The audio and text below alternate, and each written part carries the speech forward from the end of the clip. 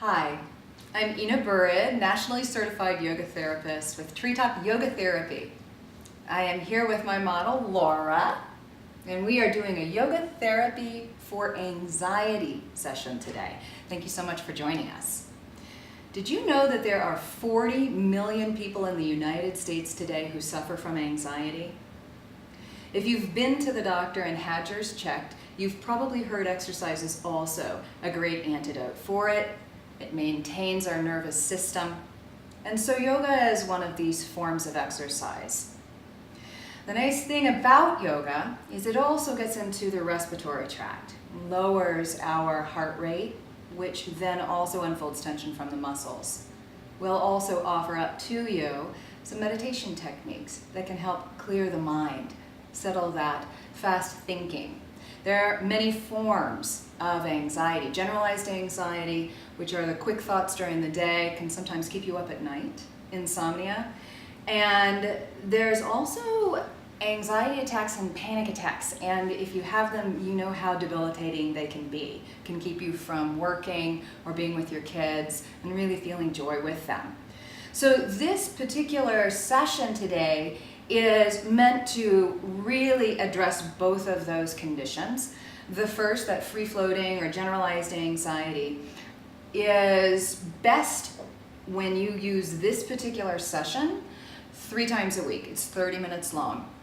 In addition, we'll have a breathing technique we'll offer up later on in the session called Ujjayi, which you can do in the car, and it only takes maybe 3 to 5 minutes if you're like sitting in the parking lot at the grocery store, taking a moment before picking up the kids, or even at work. And the nice thing about it is once we have calmed our bodies down, when we're in a panic attack or an anxiety attack, we get back to a place where we're feeling clearer in our thinking and also feel like we can trust the decisions that we need to make. So thank you so much, and let's get started. So we begin by centering. It's a pretty simple process. It can be a little bit difficult when you are feeling anxious, so we'll kind of guide you through it with the actual physical muscles. Close your eyes. For some people that can raise anxiety a little bit right off the bat, but just kind of ride it through. For others, it's nice to have that sight, that extra of the 5 senses turned off, so we have fewer distractions and go inside. Feel the way that the sitting bones, those are the little bumps at the bottom of the pelvis, are pressing into the floor. Softening through the shoulder blades down the back. Notice the way we tend to hold our shoulders up to the ears. That's pretty standard stuff. Most of us do it. If you're feeling that in your body, just let it go. Feel into the jaw. Sometimes at night we clench or we grind. It's helpful to drop that bottom jaw, the bottom teeth, away from the top teeth. Notice if there's tension in the scalp. And really feel the way that your exhale deepens you into the earth. Nice and heavy, right on into gravity. Move your attention then to the breath more completely. Anytime that your mind wanders, and it will, just bring it back to the breathing. We're going to move into Dirgha Swasam, 3-part yogic breath. So often in anxiety, we're breathing from the top third of the lungs and we're not reaching all the way down to the bottom of the lungs. And so we are not fully expressing CO2 out of the body. This particular breathing technique will help you breathe more fully and release some of that CO2 that can feel amped up in the muscles. Imagine the breath is coming all the way down into the pelvis, and you'll fill the entire torso up from there in 3 parts. Let's all breathe out. And when breathing in, fill the pelvis. You can even imagine it in your mind's eye. Come up to the middle of the torso, then all the way up to the top of the torso, right up underneath those collarbones. And then when breathing out, all of that in the opposite order, releasing from the top of the torso, middle of the torso, and then you'll feel the belly button come into the spine, fully engaging diaphragm, pushing the rest out of the lungs. Breathing into the pelvis, middle torso, top of the torso. Feel the slight rise in the collarbones, full expansion of the ribcage. And breathing out in the opposite order. All the way down, emptying the torso. Let's give it one more ride. Breathing in, drop it into the pelvis. Right there in the middle of the torso, all the way around to the back of the kidneys. Fill up that rib cage, expand it out to the arms. If there's a little natural pause at the top, feel free to stay for a moment and then releasing. Leaving the top torso, middle torso, and the bottom. You can keep this breathing technique without fully focusing on it, but turn your attention to the mind. Notice that there are a lot of thoughts going on. Thoughts include things that you hear, decoding through the five senses, memory. They're moving through the mind and there is a felt sensation. Can you imagine each thought that you are having is literally dropping into a cool, clean stream in the mind. You're not investigating it, you're literally letting it ride straight on through the mind, one after the other. And feel that flow, becoming less interested in content and more in the feeling.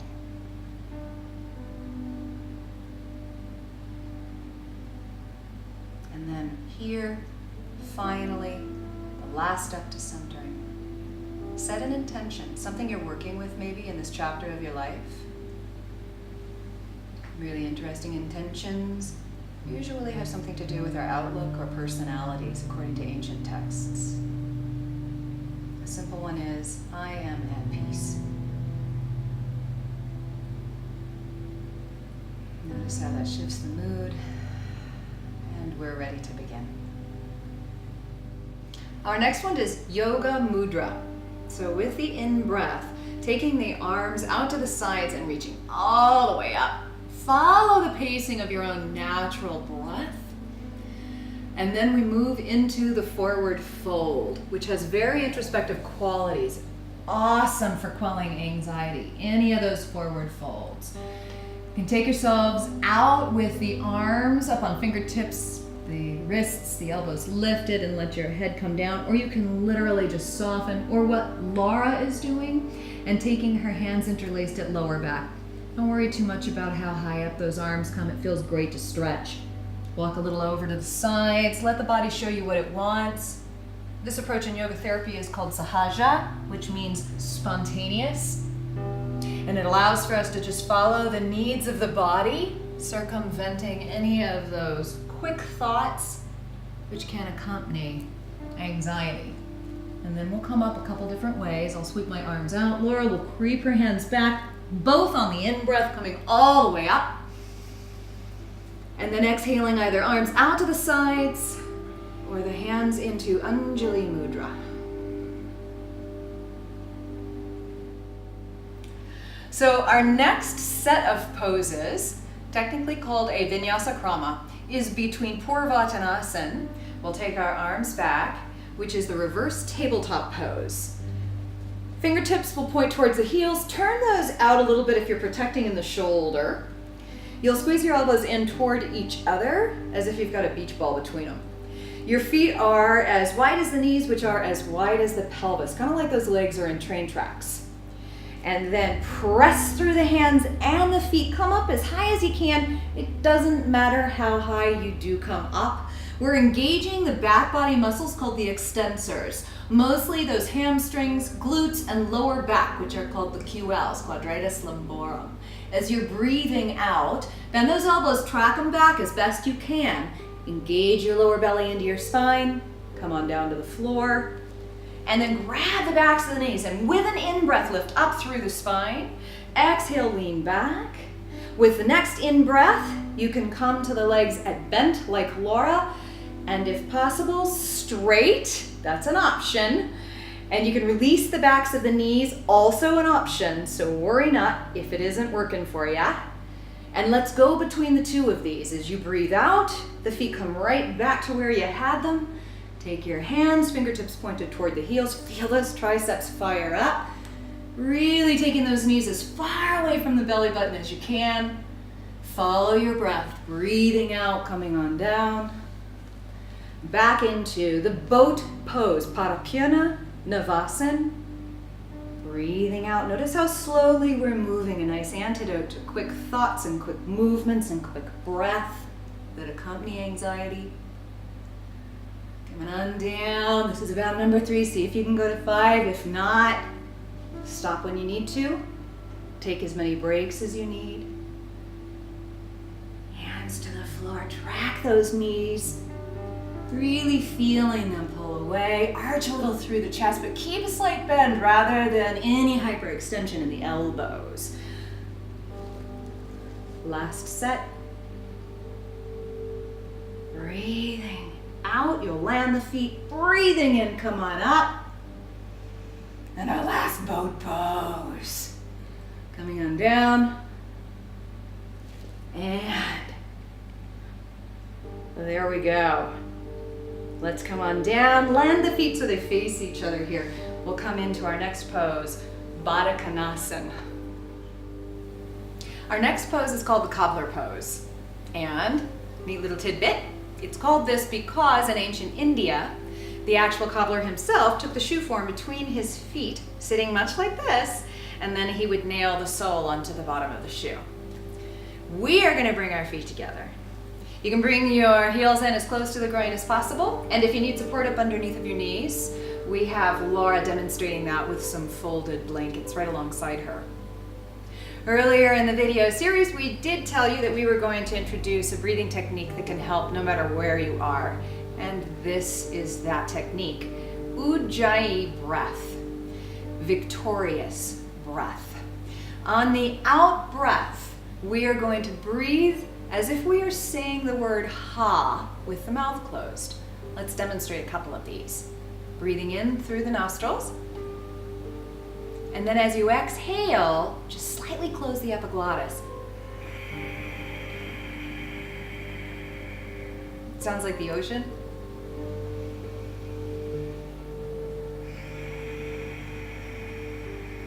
Some people say it sounds like Darth Vader.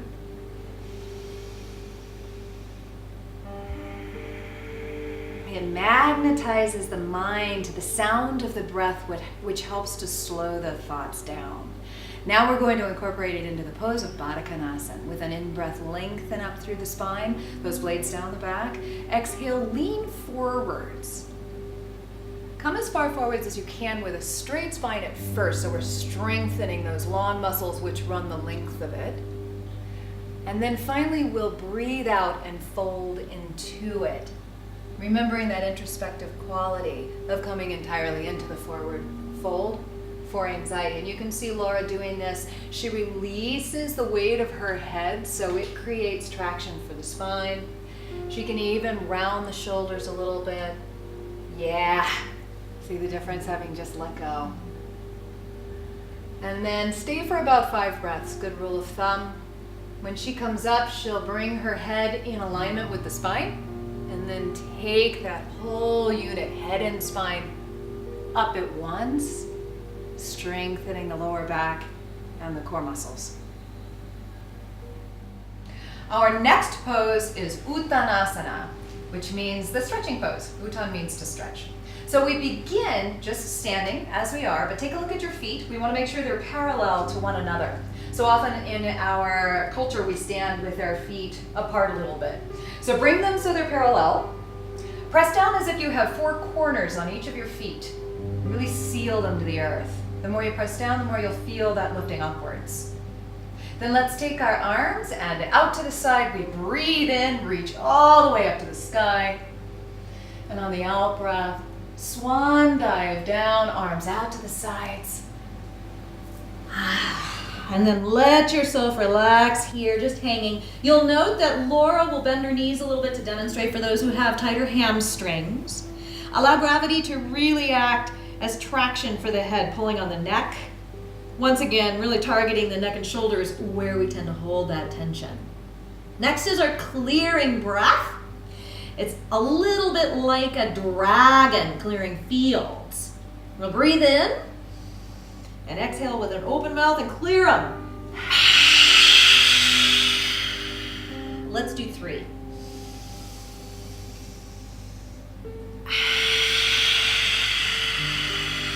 Releasing a little more deeply each time. Last one.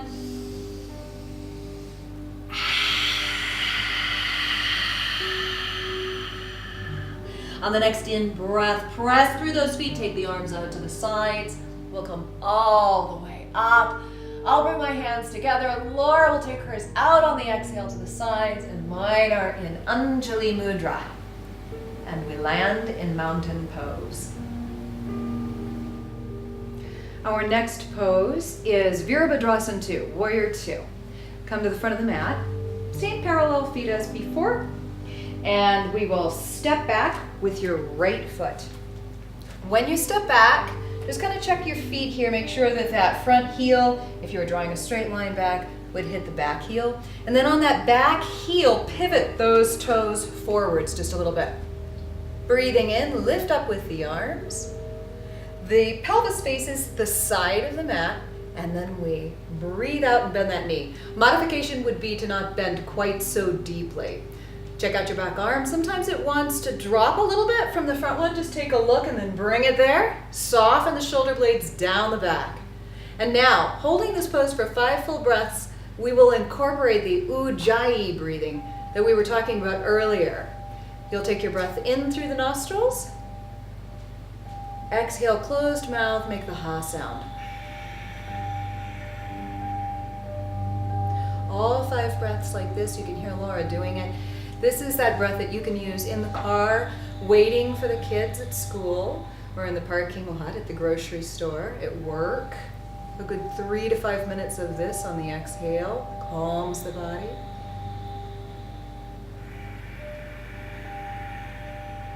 The stillness of the pose itself is an antidote for some of the quickly moving thoughts, quickly moving breath of anxiety.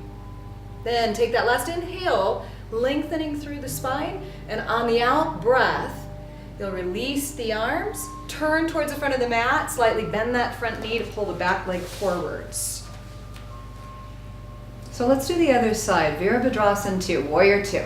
We'll step back with the left leg. Start with slightly bent knees. Stepping back. That front foot is pointed forwards. Breathing in, lifting up with those arms. Exhale, bend that front knee. Once again, modify with less of a bend if you need. Sink those shoulder blades down the back. And let's return to Ujjayi breathing. Breathing in. Exhale through a slightly constricted throat.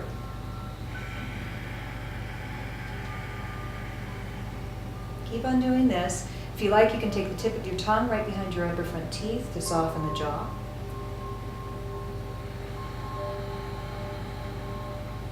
Two more breaths for a total of 5.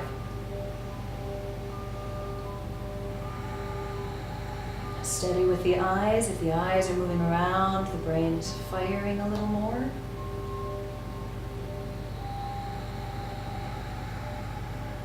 And then let's come out, breathing in, press through that front foot, unbend the knee.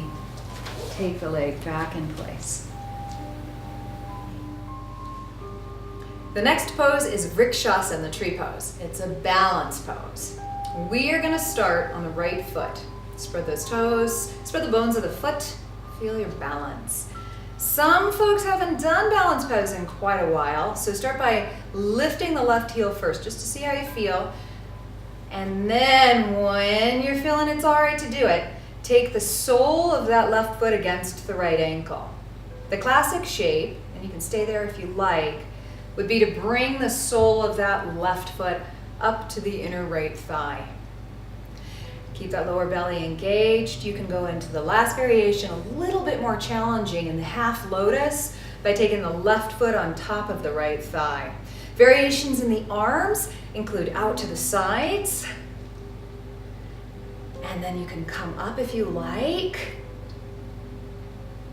And another one is right there in front of the chest. Keep those toes spread on that left foot. Balance poses, if you're a little wobbly, sometimes are an indication, those wobbles, of a mind which is also very busy. So the balance pose works through the body to help stabilize the mind and also stabilizes the breath. When you're ready, releasing, take the foot back down to the floor. We did it just a few breaths. You can do it more than that at home if you like. We're going to move right on to the other side. Stabilize by spreading the bones of the foot.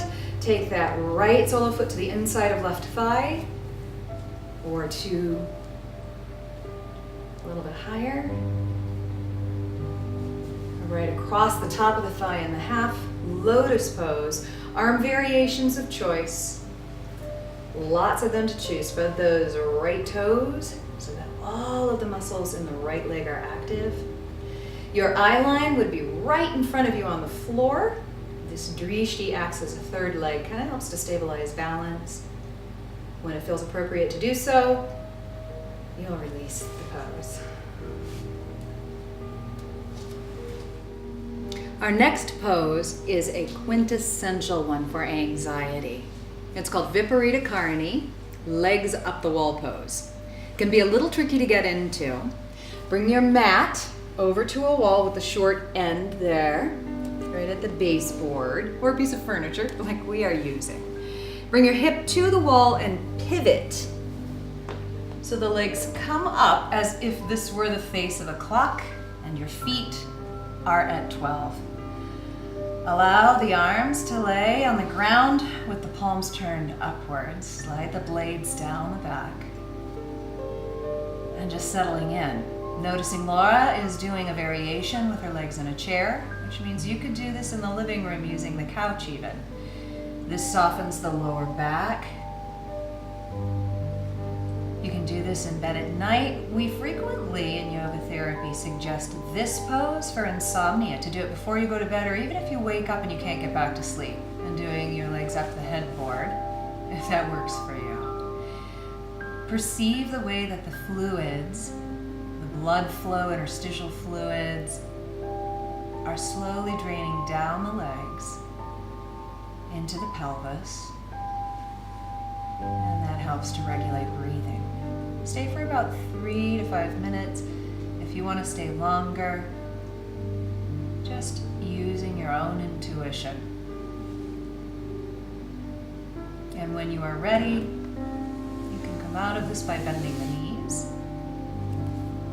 Lean over to the side and then press yourself up slowly. And then take a moment, full stop, to feel the effects.